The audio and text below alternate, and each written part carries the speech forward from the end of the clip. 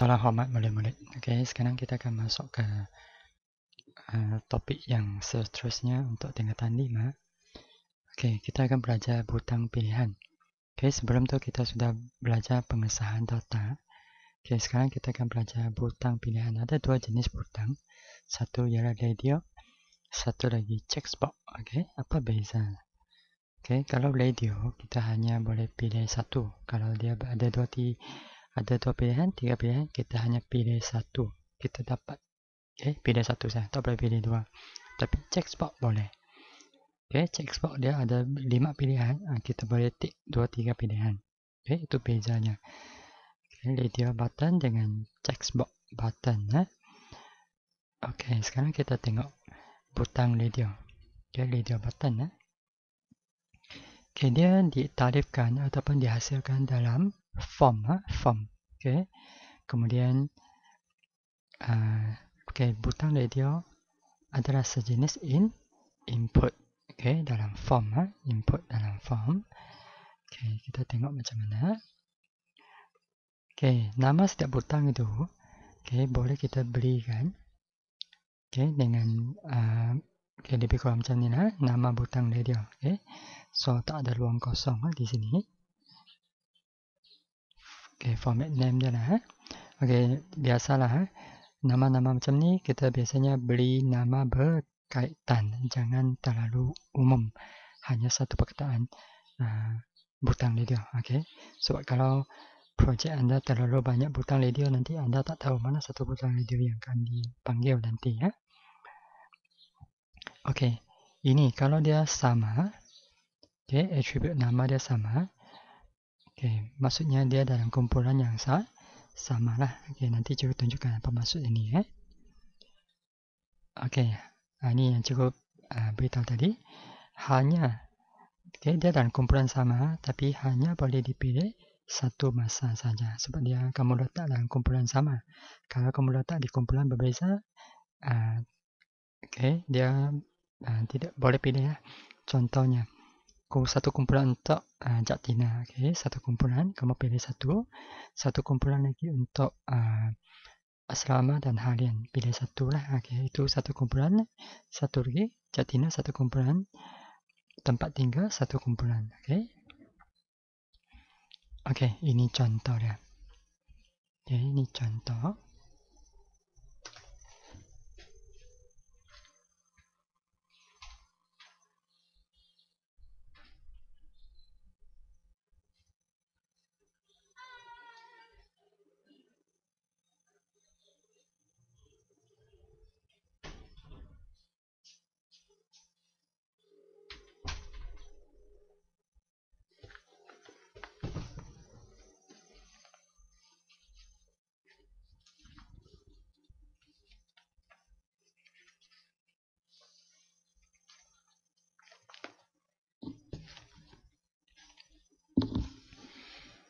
Okey, ini contoh dia. Ini yang cikgu masukkan tadi lah.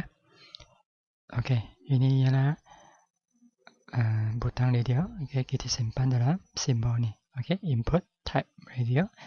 Nama mod. Okey, ini satu kumpulan dengan ni sama kumpulan sebab dia bagi nama yang sama. Okey, lepas itu ID. Okey, ID di sini kamu boleh tukar lah. Okey, boleh tukar di sini. Sini sepenuh masa, ini separuh masa. Sepenuh dan separuh. Okay, so ini dua ID berbeza tapi dalam kumpulan yang sama. Okay, so maksudnya di sini dia ada dua pilihan. Okay, di sini ada dua mod lah. Kalau kamu belajar di universiti nanti, kamu akan ada dua pilihan. Sepenuh masa ataupun separuh masa. Okay, kemudian ini nombor 2. Okay, butang on click itu, butang on click kamu klik dia. Okay, pengesahan mod pengajian. Okay, mod pengajian di sini dia akan paparkan di situ. Okay, nombor 3 ni. Okay, apabila butang ini ditekan, okay, diklik. Okay, sub atau cara semak mod. Mana semak mod? Ini semak makna sub atau cara. Ini sub atau cara ada perkataan function di sini. Oke, sub atau cara akan dipanggil. Maksudnya dia akan semak. Oke, dia kamu klik mana satu. Oke, sepenuh ataupun separuh. Kalau klik maksudnya true lah. So dia akan papa ni. Kalau oke. Kemudian nomor 4. Mana nomor 4? Oke, ini sudah cukup beritahu tadi. Oke, pernyataan if sudah disemak. Oke, jika pengguna, nomor 5.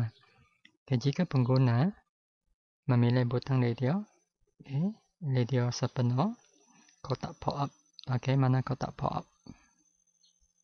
Oke, ini dia. Oke, so kamu mesti tahu ada window alert, ini maksudnya kotak pop up. Oke, kotak pop up di sini. Oke, akan dipaparkan dengan message ini. Oke, maksudnya mod pengajian anda ialah sepenuh masa. Tadi kamu pilih, sekarang dia akan pop up. Oke, message window alert. Oke, kalau kamu pilih separuh, ini akan keluar. Oke, boleh ya.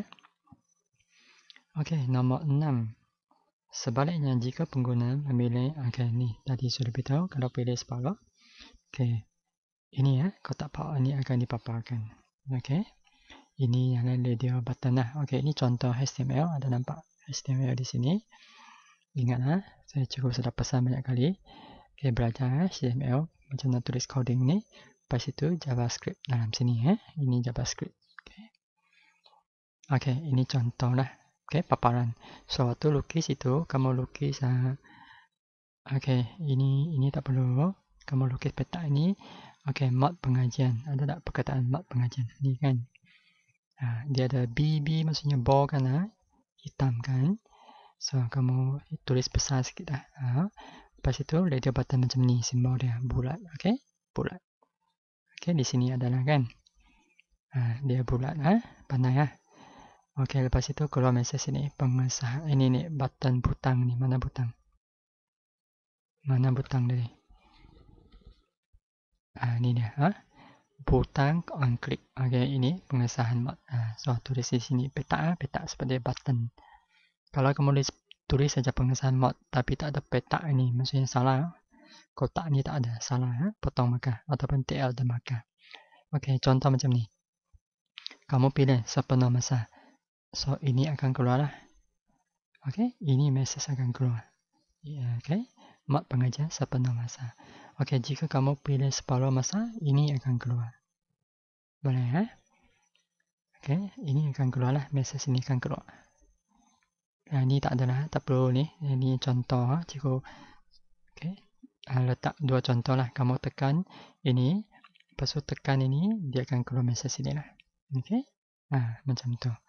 Tekan separuh masa, tekan ini, dia akan keluar message ini.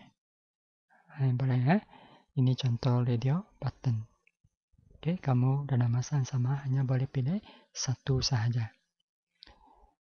Oke, ini sudah cukup terangkan tadi 1 sampai 6 ini tadi. Ini kalau penerangan cikgu tadi tak jelas, kamu boleh tengok balik ini huraian di sini tadi Oke, cikgu sudah terangkan tadi. Oke, sekarang kita masuk ke butang text box butang text box. Oke. Butang text box ni boleh dihasilkan sama juga dengan macam butang radio button. Oke, dia sama juga input type dia dengan text box. Oke. Kalau radio button dia ialah radio radio di sini. Oke. Ini jika nama adalah sama, maka dua butang text box adalah dalam kumpulan yang sama. Oke, ini dia boleh dipilih lebih daripada satu. Lebih satu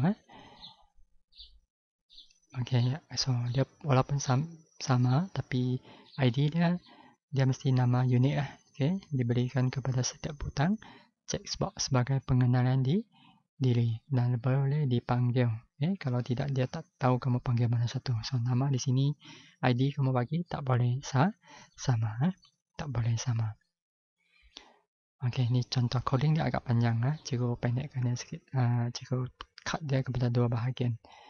Oke, sekarang kita tengok. Di sini ada beberapa pilihan.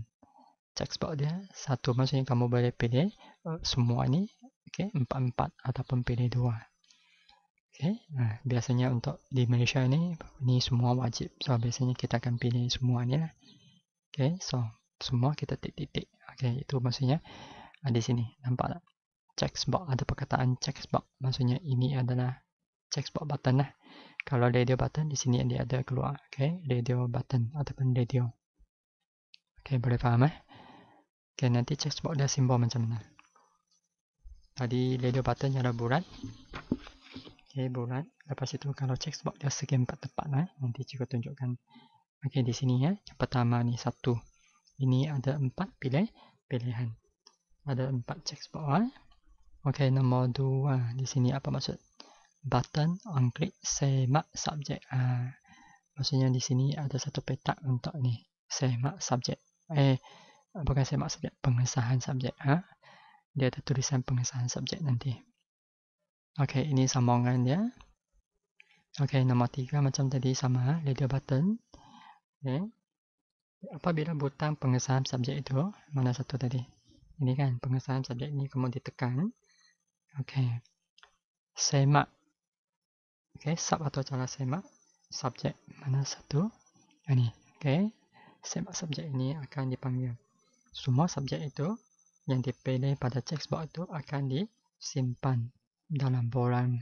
Oke, borang ni dan dipaparkan kepada text area. Oke. So dia akan paparkan di sini.